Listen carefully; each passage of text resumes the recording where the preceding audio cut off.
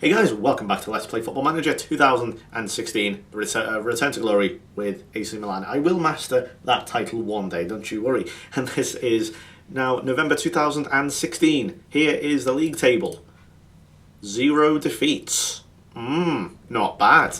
You may also notice there the win column has a bit more, well, a bit of a happier look to it, shall we say. Still the 6 draws, not great, but nevertheless, 0 defeats, not bad. That's also 12 goals scored and only 4 conceded. It's very unusual being in this position where you are, where your team has conceded the least in the league. I very rarely have been in a position, certainly this early in a Football Manager career. Let's have a look then at the schedule. So obviously no transfers or anything. The last game we showed was the 2-1 victory over Crystal Palace in the Europa League. We've since then played Wolfsburg twice and had a 1-0 victory. I'll go over these very quickly since we're talking about the Europa League. Get this, Andre Modic, or Modic, I'm not quite sure how you say his name, in the 92nd minute after Naldo went off injured. Yes, check this out. I brought him on. I played a really, not a weakened team, but certainly a rotated team. And I thought I'd see how they do. There's Gabriel Paletta playing, so it'll be Emmanuel Centers, Antonelli. Is this guy who's whatever his name is, and there's Modic just popping up, getting above Dante on his debut. Dante of all players is in my opinion, one of the best centre backs in the world. Or it certainly was at a time anyway. I don't know if he still is, to be honest. But yeah, I couldn't believe that. Where that came from, I don't know. I mean, you can tell. I played Torres and Niang there. There's Montalivo, who, despite being the captain, is being really a bit of a bit part player, to be honest. Plays Gianluigi Donnarumma, who I'm also going to be playing today against Udinese. I'm going to give him a chance today, and he's 17 years old, but honestly, he is that good, where I could just probably beat my first choice goalkeeper already. But he's not. I'm going to play it safe because that's kind of silly. Moving on. 1-0 against Atalanta. Jeremy Menez once again with the goal. It was a penalty in the 80th minute. We are now scoring goals. We look like an attacking threat. For the most part, we've kept the goals out, with the exception of one game, which was venomously frustrating, but we'll go over that in a second. That was against Empoli. In fact, I'll go over that in a second. We played Napoli away. I was very proud of this. This was when I knew there's something working here. 3 shots on target out of 6, not bad. Didn't have many clear-cut chances. Possession-wise, a little bit better than what we have been when we've been in this situation before. Really happy with it. Here we go. This is the goal here, or the first goal. And of all people, Ignazio Abate, getting up there. He is just so good. And of course, he scored against Napoli, his former team. I forgot to mention that. Bertolacci, lovely header after a flick on. I think it was a goal. That was his first goal for Milan. No, it's not. Is it? I didn't know that. We played Wolfsburg, and then this happened against Empoli, and this was horrible. Niang scored. In fact, I'll just show you the goals here. I'll explain what was going on. Again, it was a really good game, this one, but not too dissimilar against that Slovan team we have in the Europa League. I was expecting a much easier game, and they gave us a real good go. Abate just doing what he does best and crossed the ball for Mbaye Niang. That was nice. Then they equalised here in a moment. As you can see, I mean, look at the space in midfield. I'm not quite sure what was going on. You may also notice, in fact, I'll talk about that in a moment. Lots of space, lots of movement, a little bit unlucky perhaps, but maybe the goalkeeper could have done better, I don't know. But then we finally got the breakthrough in the 82nd minute, or 83rd minute in fact, De Siglio robbing the ball. Oh, sorry, no, we didn't. Sorry, I totally forgot how this goal went. It started with De Siglio, there we go. And Menez, lovely stuff here for Menez. I mean, look at that. I mean, I don't know what happened. Did the keeper sort of guide the ball, a deflection? But our total inability to defend from corners does for us totally. 87th minute. Couldn't believe it. So, and I was absolutely furious at that. Really annoyed. But then we played this team, Frosinone, I think is how you say it, and Fernando Torres. It's not his first goal, but you may notice Nigel de Jong has been sent off again. Can I just make this very clear now? In fact, if I go to his profile here, so I go, where do I see red cards down here? 3 red cards this season already. 3 red cards. Have you ever known anyone to have 3 red cards by November, for God's sake? But Torres, I'll show you Torres' goal in just the 2nd minute. Unfortunately, we didn't really capitalise on this, but this is a classic Fernando Torres goal. 1-on-1, bang. How many of them did you see on FM16? when I had Suarez, Torres, Carroll, overpowered Carroll, for that matter. It was FM11, of course. And then we had Livorno, Ricky Alvarez and Fernando Torres again. I'm not going to be playing Torres today. I'm going to be playing Bacca, who is now back from injury. He's not quite Daniel Sturridge level injury prone, but he is starting to get on my nerves slightly. Here's Ricky Alvarez, lovely finish. And that's the rain on the window, I'm so sorry. So Ricky Alvarez. Damn, that is loud, isn't it? Right, he dominated. I played him in a centre midfield role this time, and he was absolutely terrific. Here he is again, just controlling the play. Manuelson's ball in, Torres, very nice little header there, saved by the goalkeeper, and then he managed to knock it in at the second attempt. And then lastly, Wolfsburg 1-1. Julian Draxler scored for them, then Carlos Bacca got his first goal for, I think, about a month or so. Obviously, injury has had an effect on that. Here it is now, nice finish, 6 yards out, bang. And there we have it, that's where we are. And in the league, we are 5th at the moment, just 3 points off second place Roma. Obviously that depends on how Roma are going to get on today or this weekend, I guess. And then we'll just see where we are. And obviously 0 defeats, that I'm sure that will go at some point. Very unlikely that we're going to go a full season unbeaten. I just want to make that very clear. I've only ever done it once in about 6 years doing this now. Not 6 years, maybe 5 years, shall we say. So let's do it then. So Udinese then. This is the team we're going with. I'm fed up with Nigel de Jong. He's also unhappy because I fined him. I'm not being funny. I think that is more than deserving of a fine. Fine for dismissal against Juventus. He actually got to captain the freaking team. That's pretty funny in the last game. Torres is going to be there on the bench. He's at 93%. I felt as if that Bacca needs a bit more of a run out. Menez is also there. Bonaventura and Berto Lacci have been terrific. Ricky Alvarez I'm going to play because he's not been too bad this season at all. As you can see, his last game, he will inevitably have a really shit game this time. And this is the next thing I've got to not necessarily the young replacement, but certainly someone who can fill his boots. It's Jose Mari. He spent most of last season in the reserves. I think he played a couple of games for me, maybe probably off camera, so to speak. And then we've got Manuelson, Stones, Mangala, Abate, and as I say, Gianluigi Donnarumma in goal. I'm hoping certainly his ability rate here will jump to at least 3 stars by the end of this season. That's the aim with him at least.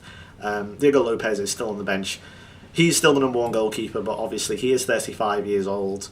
We've got to think of the future and stuff. Donnarumma's in there. We do have a backup goalkeeper as well in Gabriel somewhere.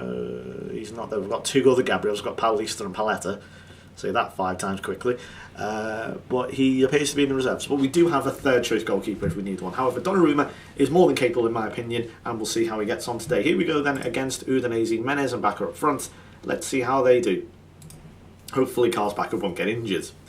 He's pretty much at full fitness. He will be at least at the end of this game. I should think so. As a result of this game, obviously he'll be very tired at the end of this game. But things seem to be sort of working now. It's finally clicked. So thank you to the person in the comment section who told me what to do. That's all I need. That's me in general. I know what to do as long as you give me a little bit of direction. That's all I need. Right. So not many highlights so far. Here we go, first chance. Now Mauri is not, Alvarez, what are you doing?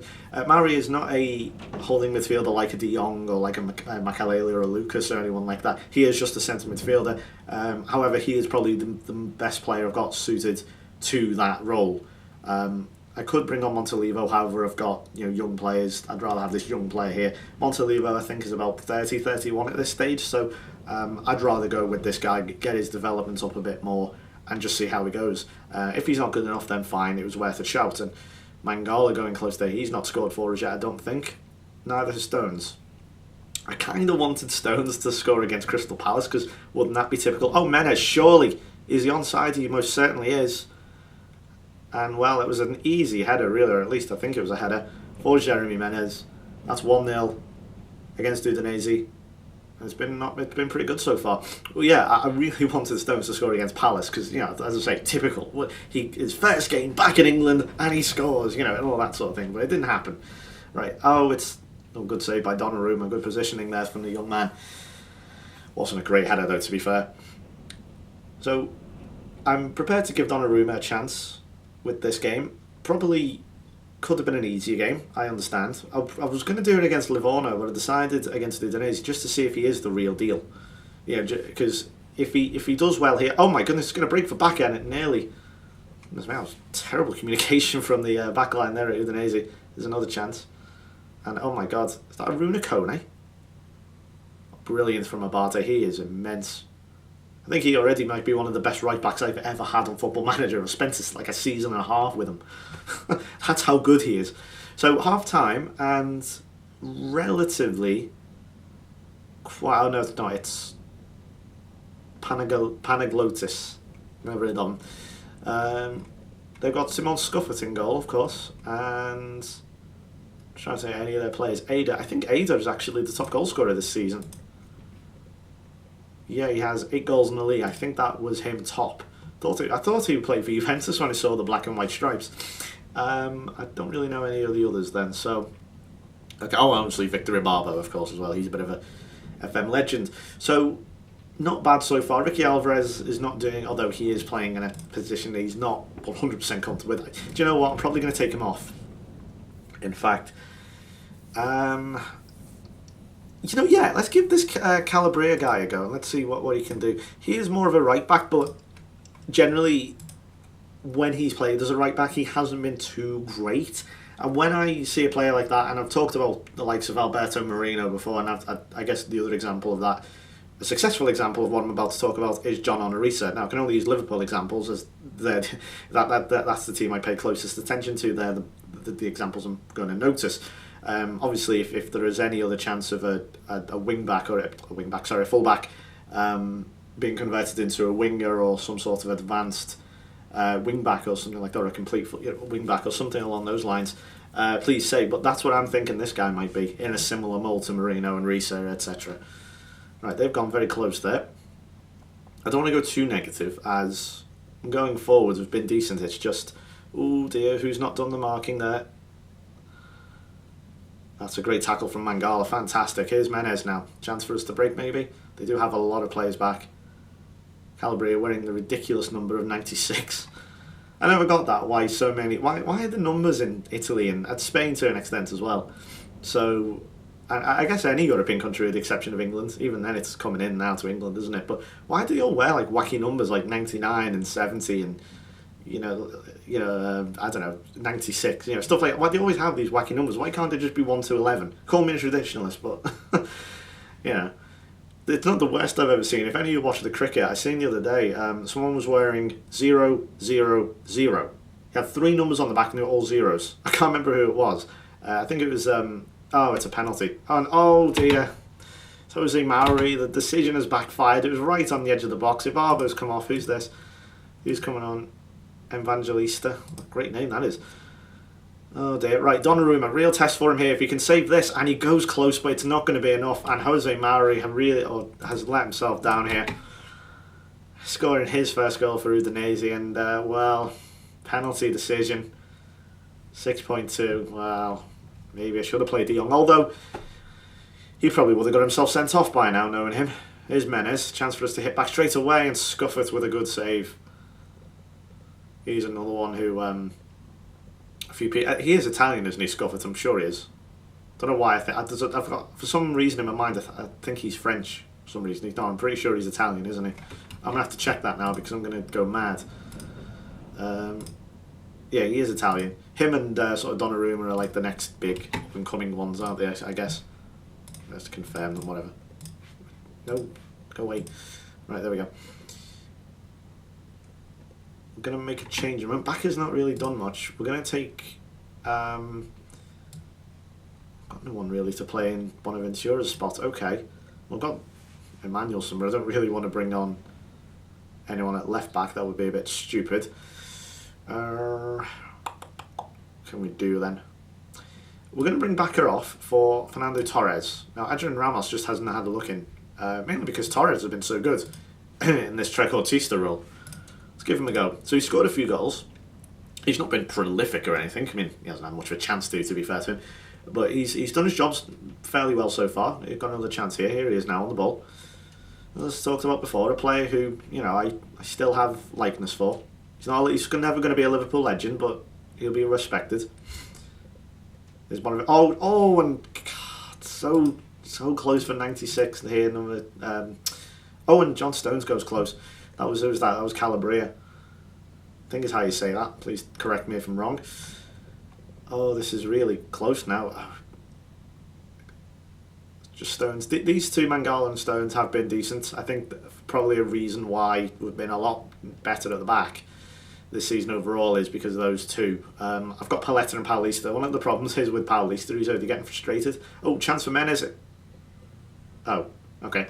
One of the chances for Paulista was that he was meant to be a sort of key player, and he hasn't been. So he has not had many chances. And here goes Ada. He's onside. Great save, Donnarumma, and he's put it over. Goodness me, so close to losing it there. We're just going to move to balance slightly. And I'm not going to run this offside trap, as we are. I don't like to run it generally. When away from home and it's close as this, it's a little bit risky, I guess you could say. I don't know, I mean, there is not a number of elements of risk to anything. But here's Torres. Oh, straight at Scuffert. Right, here's Eder. Or Eder. Not quite sure how you say that. And this... Oh, Donnarumma. Oh, God, I thought he could have caught that. It was at pace, though. Really going at pace to him. And here's now... Oh, God, this is good. This is quite good from Udinese. This is quite nervous. There's still 10 minutes to go. I'm thinking... For some reason in my mind, I thought it was like in the last sort of 3 or 4 minutes. It's not. Probably is now. Here we go. Chance here. Fernando Torres out wide for some reason. Bonaventura. Lovely cross. Menez hits the bar. Comes out to Abate straight at Scuffers. Oh, that was a real chance. Look at that. Look at that off target though. That's disappointing. Very, very disappointing. Okay, we are going to make one final change. Who do we bring on? I don't know what to do. I don't know what to go for because a point away isn't the end of the world. Especially against Udinese, who are fourth. They're just ahead of us. We're not in any rush. It's not as if like it's the last game of the season and we need to go for it now. I think we're going to take off Mauri and we're going to bring on Adrian Ramos. Bit of a wild card there, if it'll let me. There we go. We are going to play him as a target man in support of these two in the middle. And yeah, we'll go for that. So I'm just going to say, yeah, deeper, that's fine. Sometimes there. Let's be a bit more direct and let's see how this goes then in the last 5 or so minutes. Here we go, a chance here. Oh, it just throws it straight to the Udinese player. And it's Evangelista, which, as I say, is a brilliant name. And he's going through. Who took this throw in? I can't see because the bar's in the way. Fantastic. Who was it? Herbie Manuelson, I think. Yeah. He's had a shocker. That is a shocker. Genuine shocker. I can't believe that. It's a good job I brought someone else on. Absolute shocker. From Herbie Manuelson, who's been so good to me over the last few years. I say that like a boyfriend or something. Hang on, Menez. Straight to scuff it again. I do not believe that. Well, of course, the undefeated streak goes, or is likely to go now, I guess, on camera. But, at least not cheating or something. Here's Menez anyway. Maybe we can still rescue a point here. It wouldn't be too bad now, would it? We've got a minute to go and you can't even get it into the box. Here's Abate's throw. Menez. That's not bad. Ramos! He's... When you want someone to step up and grab something by the scruff of the neck, he is not the man for it. Because he's a big old bottler. And there you go. A stunning strike. It's a bit much, mate. Come on. Well, I'm sorry, but Herbie Manuelson there has had a shocker. An absolute shocker. It wasn't even a collapse. It was just, let's just watch this again. Because I'm fed up of conceding late goals. Really getting fed up with it now. Just watch this again. Oh, hang on. To be fair, he does run half the length of the pitch. I do get the feeling if I had someone in that defensive midfield role, it might have done something here. But look, he throws at Bertolacci, who's half asleep himself. He must take some blame in that. But yeah, look, there's this big gap here. Before you start pointing it out, I have noticed. This is why I have this player. There's this big gap here. You would have got the sense if I'd left Mari on, he may have stopped that or would have at least done something. But you have to go. But and Donnery, I mean, I'm not being funny. The game blames the goalkeeper there. But what the hell could he do?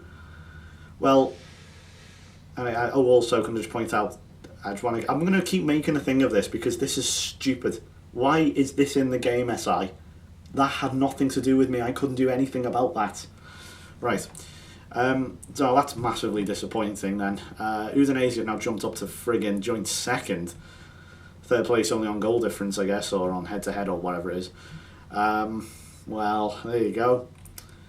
At least you know I'm not cheating or something, I don't know.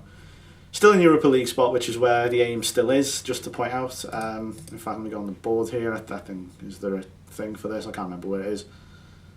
Whatever. Anyway, the aim for the season is to finish at least 5th again, I suppose, or 6th, if you count the Europa League and positions and all that. So, still only 3... the Europa League positions are 4th and 5th. I'm talking on my backside, sorry. I mean, we're only 4 points off 2nd place. It's not the end of the world, but really, again, we fail to capitalise on a good opportunity and we throw it away. It has to stop. We haven't got a home game now. Oh no, sorry, I thought, when I saw that, I thought that meant away. Sorry, the next game is against Genoa at home. I will probably do one more game then, which will probably be the Palermo game, or perhaps, no, we'll do the Inter game. I always do the derbies. It's going to be away. Let's see if we can win our first derby in the next video, eh? Thanks for watching. I'll see you then.